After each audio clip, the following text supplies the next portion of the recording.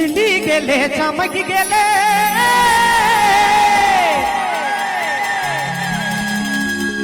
ही काटोला के हिला देले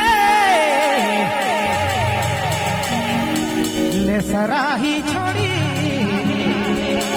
सिथराही छोड़ी करीना बनी गेले। सब दिल्ली शहर के हवा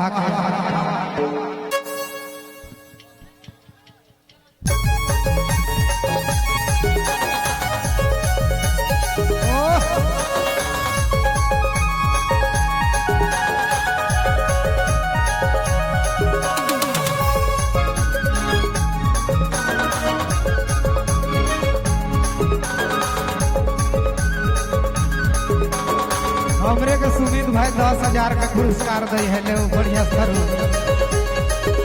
बहुत बहुत धन्यवाद। दिल्ली गेले चमक गेले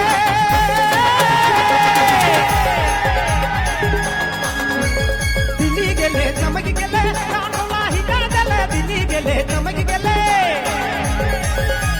ही काटोला हिला देले सिराही छोड़ी सराही छोड़ी करीना बन गेले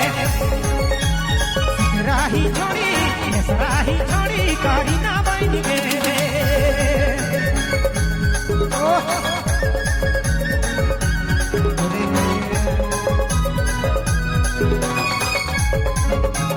कौन खाई गई है 100 पुरस्कार नाम तो नहीं जाना थी दिल से शुक्रिया है।